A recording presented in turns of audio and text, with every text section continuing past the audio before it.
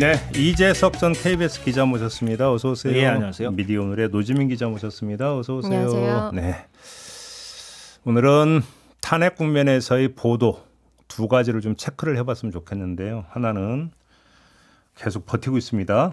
수치 거부를 안 하고 있습니다. 윤석열 대통령이 이게 무슨 뭐 시소 게임도 아니고 밀고 당기게 하는 것도 아니고 계속 이 현상이 지금 나흘째 되풀이 됐었는데. 관련 보도가 어떤지를 좀 한번 점검을 해봤으면 합니다. 어떻게 보셨습니까? 글쎄요, 근데 이게 언론사별로 좀 달라서 이게 우리가 뭉뚱그린 비평을 되도록 안 하려고 지금 이 자리에서 우리가 노력을 하잖아요. 그래서 윤석열 대통령의 지금 보여주는 이 행보에 대해서는 당연히 비판적인 관점을 갖고 접근을 해야 되는데 네. 언론사별로 그 농도나 보도량이나 이런 게 좀 다른 것 같긴 하고 좀 너무 요 며칠 상간에는 좀 정치 공방화되는 경향도 있는 것 같아요. 지금 이 한덕수 총리의 행보라든가 윤석열 대통령의 행보를 둘러싸고는 좀 비판적 관점에 입각해서 이렇게 접근하는 것이 아니라 그냥 발생 상황을 그대로 전개하는 식으로 이렇게 보도하는 형태가 왕왕 나오는 것 같은데 이것도 물론 언론사별로는 다릅니다. 예, 그래서 좀 그런 거는 좀 아쉬운 지점이라고 할 수가 있죠. 예. 일단 그 총평부터 노지민 기자는 어떠신데요? 이게 구체적인 사례를 좀 빠르게 짚어보면은 이게 판단이 되게 쉬운 문제거든요. 이게 지금 18일자 지면에 헌재 서류를 안 받고 있는다. 이게 신문들에 쫙 실린 날이에요. 그동안에 있었던 거 보면은. 그때 보면은 뭐 경향신문이나 한겨레 같은 경우는 좀 비판적으로 다루고 있고. 그런데 여기에서 특이한 게 침대 축구라는 키워드가 계속 등장하는 기사들이 좀 많거든요. 예를 들어 이제 국민일보 같은 경우에는 일면에 여 탄핵 심판 지연 올인, 야는 이 재판 끌기. 그러니까 이재명 민주당 대표 공직선거법 위반 재판 관련해서 서류를 안 받고 있어서 뭐 절차가 지연되고 있다라는 걸 같이 묶어서 여야가 침대 축구하고 있다. 이렇게 두 사안을 하나의 덩어리로 본 거예요. 그리고 세계일보도 보면은 3면에 이재명 대표 기사가 있고 4면에 윤 대통령 기사가 있고요. 그리고 조선일보는 4면에 이제 이재명 대표 기사가 있는데 정작 윤 대통령 기사는 독립된 기사가 안 실렸더라고요. 그날 지면에는 온라인 기사는 있었습니다. 그리고 그럼 그 다음 날에는 어떻게 됐느냐. 19일자 보면은 국민일보는 그래도 일면에 소환불응의 의결서 거부 윤회 진지전 이러면서 윤 대통령 측 기류를 전하는 기사를 냈는데 조선일보는 10면 같은 면에다가 윤 대통령이랑 이재명 대표 기사를 같이 실었고 중앙일보는 침대 축구 윤 헌재 서류 안 받고 이 재판 미루기 이 사설을 또 썼더라고요.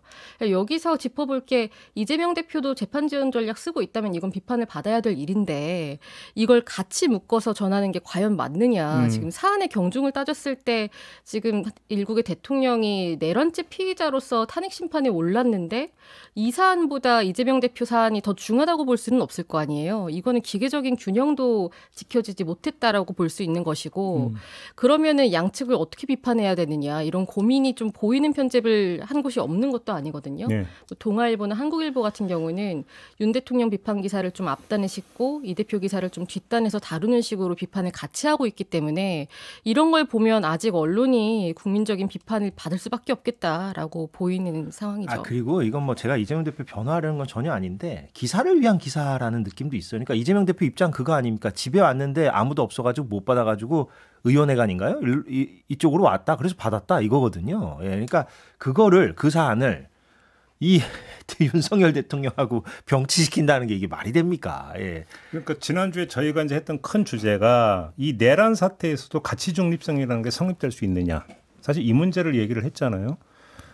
근데 다른 건 몰라도 일국의 대통령이라는 사람이 법 기술을 앞세워 가지고 수치를 계속 거부하면서 시간을 끈다. 이거에 대해서 무슨 중계를 하고 그럴 여지는 없는 거잖아요. 이건 누가 보더라도 명백하게 판단을 내릴 수 있는 거고 사실은 이거는 뭐냐면 해법도 이미 사실은 있는 거예요. 뭐냐면 한덕수 권한 대행이 경호처에 지시를 내리면 돼요.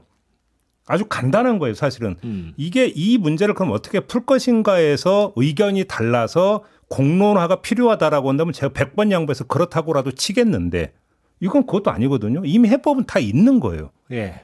그러면 오히려 이거에 대해서 확실하게 이걸 확인해 주면서 오히려 여기서 여론을 만들어가는 이 작업이 좀 이루어져야 되는 거 아닌가요? 그러니까 한덕수 총리의 행보에 대한 어제 이제 뭐 거부권 행사를 또 했는데 지금 여러 가지 의심의 눈초리들이 있어요. 그러니까 이 6가지 법안에 대한 거부권 행사까지는 뭐 그렇다 치더라도 물론 이것도 논란의 여지가 많지만 그런데 네. 이제 그 다음 즉 내란 본특검법하고 김건희 특검법은 어떻게 할 것이냐. 또 그 다음 이게 어떻게 보면 가장 중요하고 아주 민감한 거라고 할 수 있겠는데 헌법재판관 3명에 대해서 임명도장을 찍어줄 것이냐 이 부분 이런 것과 관련해서 지금 한덕수 총리가 뭐 언제까지 지연 전략을 쓸 것이냐 우려의 목소리가 많잖아요. 그리고 방금 좀 말씀하신 그런 부분도 있고 그래서 그런 거를 좀 다각도로 좀 짚어줄 필요가 있죠. 근데 이게 또 매체별로 달라서 그러니까 신문도 어떤 성향을 가진 신문이냐에 따라 또 보도량이나 접근 방식이 다르고 예. 방송도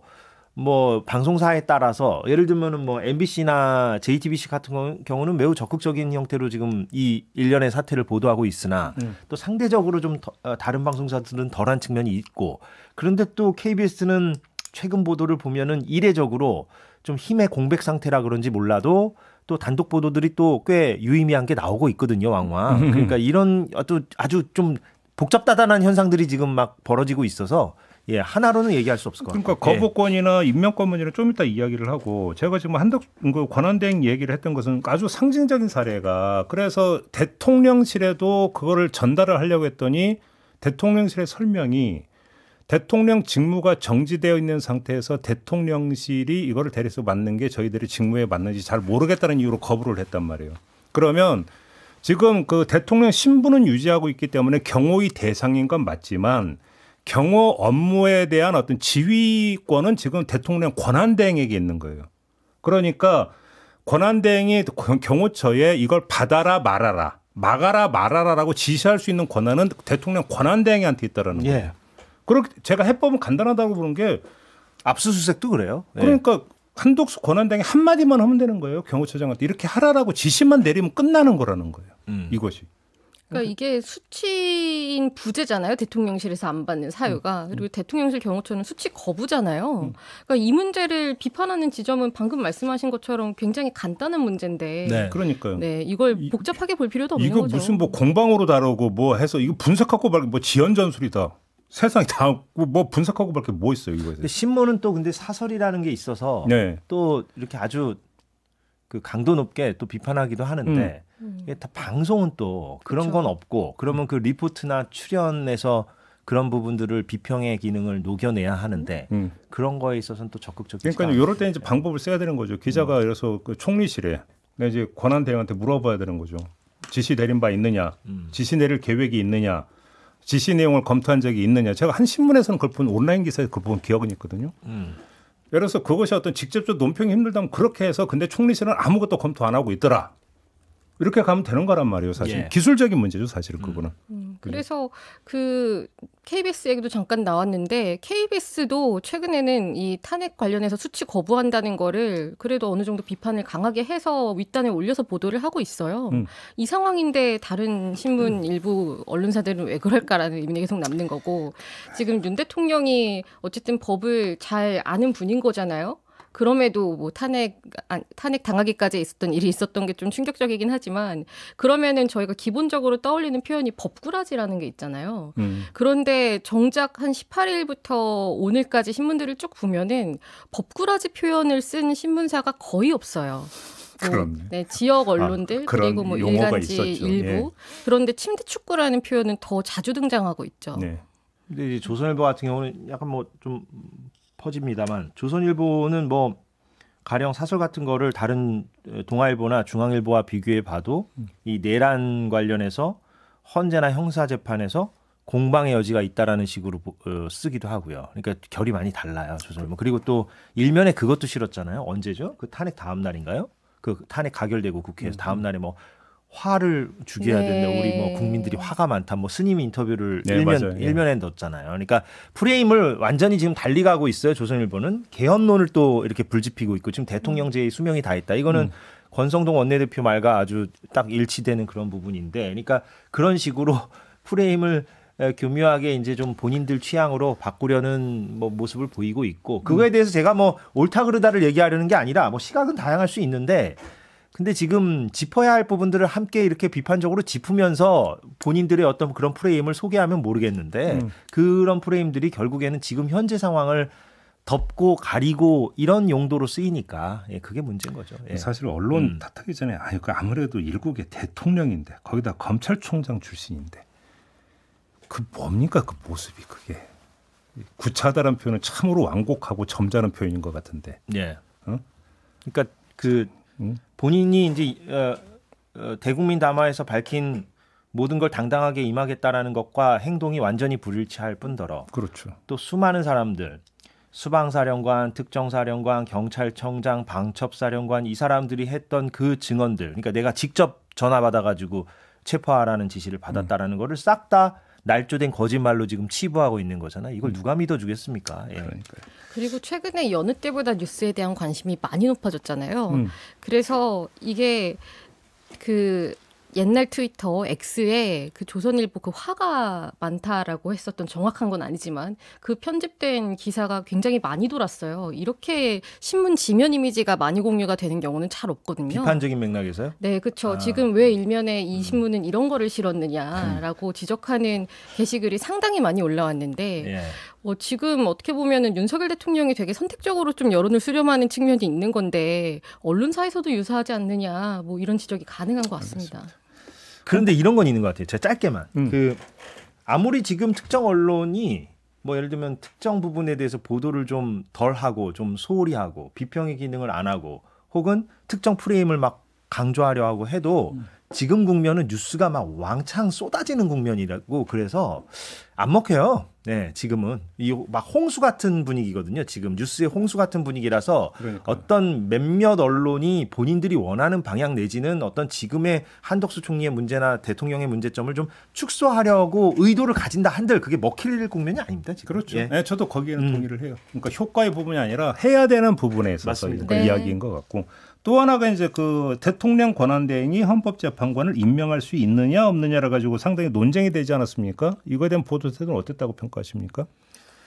지금 뭐 이것도 문제가 사실 팩트만 짚어줘도 되는 문제인 거죠. 권선도 원내대표가 지금 권한대행은 헌법재판관 임명 못한다고 했지만 박근혜 전 대통령 탄핵 때는 그렇지 않았고 또 황교안 당시 권한대행이 실제로 임명을 했던 전례도 있고 그래서 이 문제를 제대로 짚어주기만 하면 되는 사안인 건데 이걸 좀 이렇게 권성동 원내대표 발언을 좀 충실하게 사실 검증을 해서 비판을 한다거나 뭐 학계나 법조계에서 어떻게 보는지 이런 걸 다룬 신문들을 보면은 뭐 대체로 이런 시선들을 다루고는 있어요. 그런데 다만 이게 제가 의도한 건 아닌데 자꾸 특정 신문을 얘기하게 되는데요.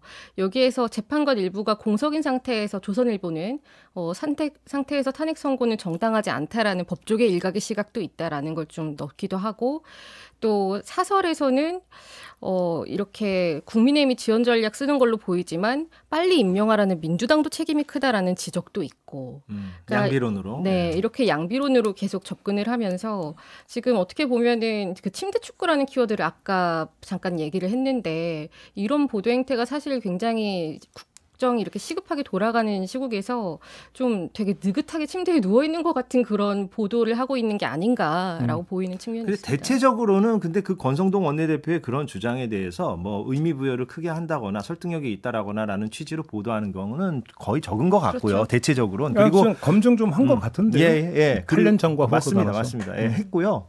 권성동 원내대표조차도 이건 정치 비평인데 저는 이거는 그 말이 실현될 거라고 그런 발언을 했다라고 저는 생각하지 않습니다. 지금 권성동 원내대표가 본인도 법률가 출신이고 그게 실현됐다라기보다는 현재 야당 주도로 지금 진행되고 있는 이 전국에서 계속 브레이크를 걸어서 지연 전략도 써야 되는 것이고 또 한덕수 총리에 대해서 국민의힘 그 수장으로서 뭔가 계속 경고성 메시지를 표시해야 되는 그런 어떤 정치적 의도, 예. 목적 그거 하에서 이제 얘기하는 것이지 그게 현실화될 거라고 본인도 생각하지는 않을 것 같아요. 그러니까 제가 볼 때는 어찌 본다면 그 자체보다는 이제 거부권 행사를 해야 되느냐 말아야 되는 거 이게 이제 맞물려 들어가면서 예, 맞습니다. 이게 이제 상호 모순 아니냐 뭐 이런 얘기가 좀 나왔어요. 근데 뭐 그걸 다시 여기서 되짚지 말고 어제 아무튼 6개 법원에 대해서 거부권을 행사를 했어요.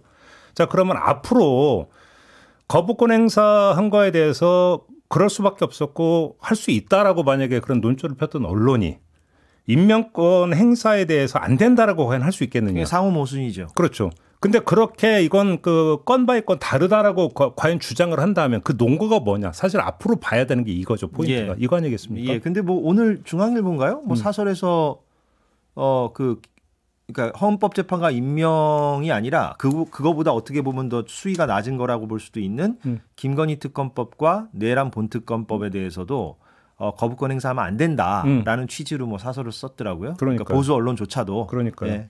어차피 이제 관건은 두 개의 쌍특검법에 대한 거부권 행사. 그것도 그거지만 가장 아주 뭐 초미의 관심사는 헌법재판관 임명이죠. 그렇죠. 예, 이거를 만약에 한덕수 총리가 안 한다, 그러면 완전한 파국이에요. 완전한 파국이고 그렇죠. 다시 또 한덕수 총리에 대한 곧바로 탄핵으로 들어가는 것이고 민주당은 그렇죠. 그리고 국민들의 분노도 뭐 하늘을 찌를 것이고 그래서 전 개인적으로는 또 이거 뭐 댓글에 나이브하다는 소리가 또 달릴 수도 있겠는데 한덕수 총리가 헌법재판관 임명 그 3명 그걸 도장을 안 찍을 리는 없을 것이다. 예. 아무리 지금 한덕수 총리가 뭐 침대 축구 전략을 쓴다 해도 그렇게 보고는 있습니다. 그렇죠. 예. 알겠습니다. 이 문제는 좀 이 정도로 정리를 하고요. 또 하나 좀 짚을 게 있는데 윤석열 대통령의 극우 유튜브 사랑이야 뭐 공지의 사실인데 엊그제 어떤 장면이 있었냐면 권성동 국민의힘 원내대표가 MBC 기자가 질문하려고 하니까 그냥 무시해버리고 패싱해버리고 다른 기자가 이렇게 이제 했어요. 자, 선택적 접근이라고 하는 점에서 같다고 봐야 될까요? 사안이 좀 약간 다르다고 봐야 될까요? 두 분 견해는 어떠십니까?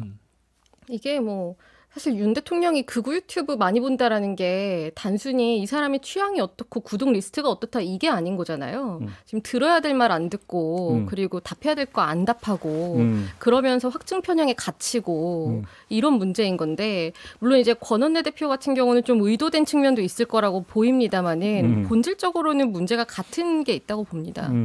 지금 윤 대통령 같은 경우도 사실 그러니까 좀 차이점이 있다면 애초에 MBC 질문을 받을 시도조차 못하게 한 것과 그리고 이제 권 원내대표는 MBC라는 걸 듣고 걸은 것일 텐데 뭐 공통적인 문제가 있는 거죠. 아니 왜 MBC를 그리고 왜 이렇게 싫어해요? 몰라서 물으세요? 몰라요. 아니 근데 솔직히 그냥 보면은 지금 매우 적극적으로 보도하고 있는 방송사 현 그 내란 탄핵 사태를 MBC하고 JTBC가 가장 적극적인 것 같을 때 물론 다른 언론사들도 적극적이에요. 사실 지금은 이제 다 적극적인데 최근에는 그나마 열심히. 더 누가 먼저 적극적이었냐 혹은 지금도 조금이라도 더 상대적으로 적극적인 방송사가 어디냐라고 본다면 MBC하고 JTBC인 건 맞는데 왜 유독 MBC만 가지고 이러느냐. 근데 구원이 있는 거죠. 말하자면은 그렇죠. 국민의힘이 그렇죠. 뭐 바이든 날리면 사태도 그렇고 과거에 뭐 대통령실에서의 어떤 그 출입 기자와의 어떤 그런 갈등 문제도 그렇고 뭐 전용기 문제도 그렇고 뭐 그것 때문인데 그러니까 참 뭐라고 해야 될까? 그러니까 좁은 거죠. 속이 좁은 거죠. 관점도 좁고 여당의 원내대표란 사람이.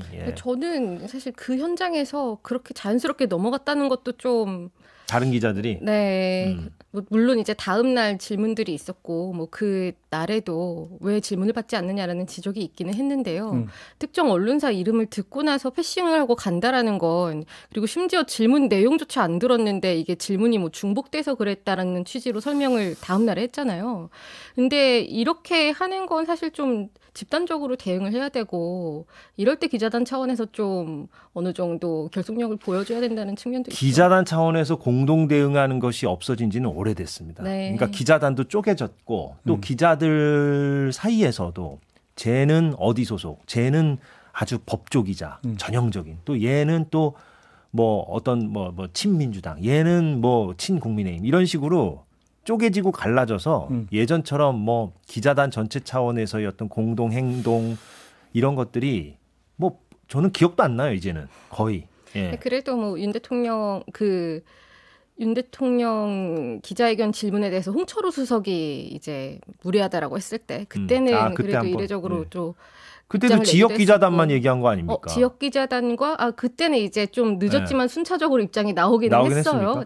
처음엔 지역 기자단만 나왔다가. 그래서 뭐 이전에 비해서는 그래도 한층 조금 더 나아갔다. 뭐 이렇게 볼 수 있는데. 뜬금없는 질문 하나. 두 분은 신문을 볼 때 어떤 식으로 보세요? 여러 개 볼 거 아니에요?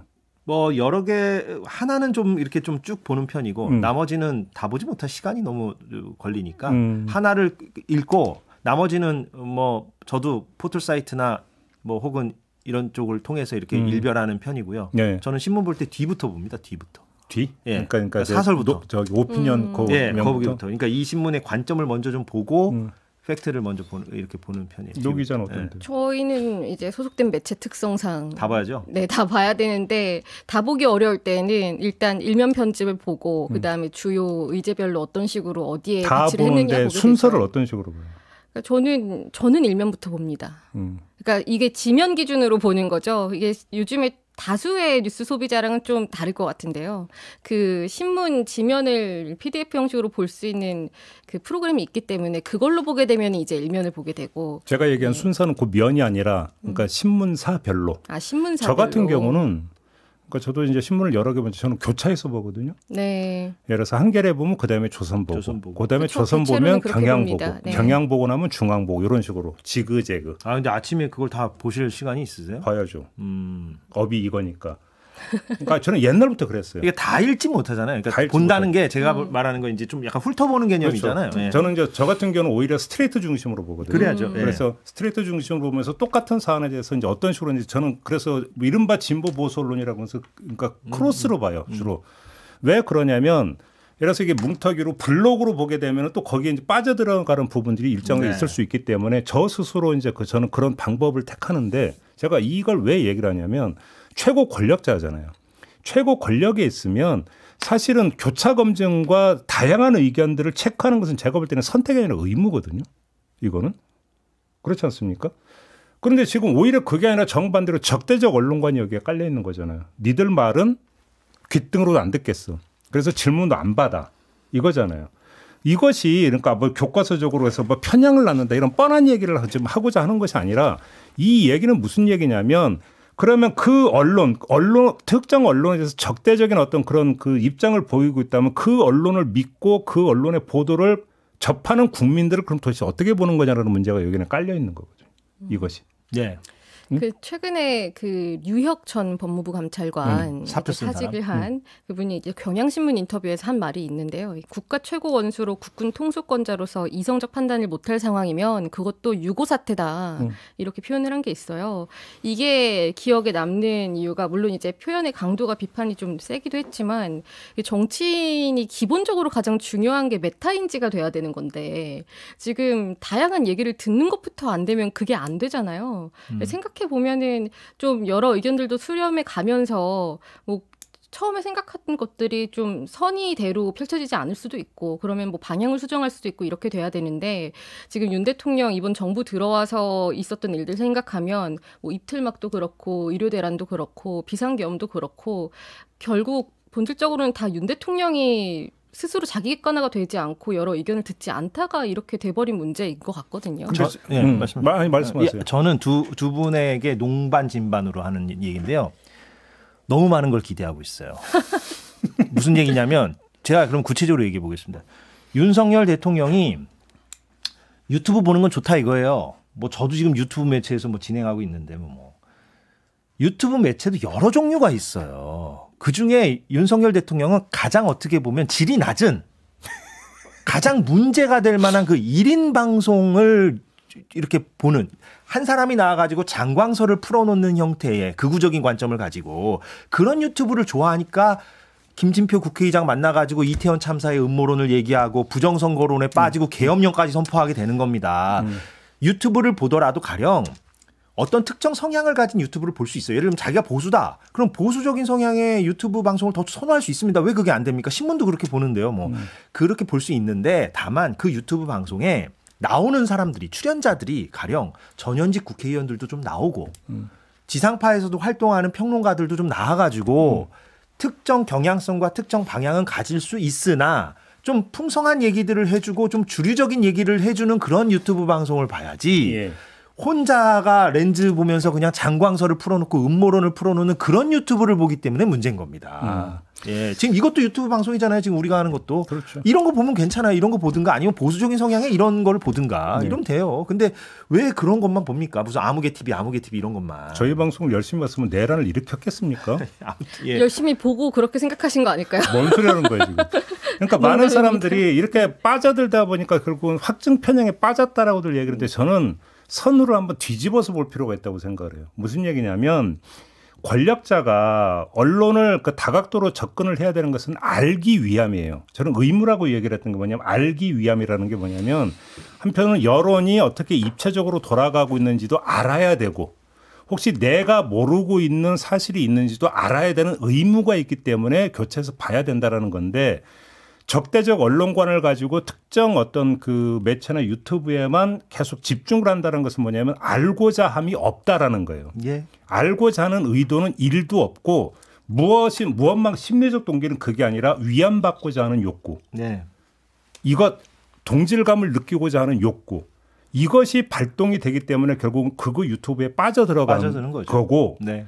그다음에 예를 들어서 특정 언론의 질문을 안 받고자 하는 것도 불편한 게 싫은 거거든요. 예. 그러니까 심리적 동기가 너무나 분명한 거예요. 자기 방어 같은 거예요. 그러니까 예. 심리적 동기에서 다른 목소리, 다른 존재가 스며들 여지가 아예 없는 거예요. 철벽이 쳐져 있는 것이죠. 그러니까 그거를 좀 그런 철벽을 좀 뚫어야 하는 게 보좌진들의 역할이잖아요. 그렇죠. 그 수석들이 왜 있습니까? 그 목소리를 다양하게 좀 이렇게 제공하라고 있는 건데 그 수석들도 비슷한 생각을 가지거나 혹은 경로하는데 뭐 말도 안 먹히니까. 그러니까 이게 참 무의미한 얘기예요. 사실 지금 이 국면에서 한마디만 해도 경로를 한다니 무서워서 하겠냐 이거죠. 그렇죠. 윤 대통령이 경로를 한다라는 것과 더불어 혼자서 장광설을 펼쳐놓는다는 것도 본인이 본 것과 같이 좀 연결이 되는 것처럼 여겨지는 부분도 있고 그리고 뭐 주변에 있는 참모진이 얘기하는 것도 한계가 있고 대통령한테 고언을 해도 어차피 대통령은 본인 생각이 있는 거다라는 참모진들 의견이 일찍이부터 나왔기 때문에 이런 것들이 다 모여서 최악의 결과로 실증적인 사례를 보여준 거죠.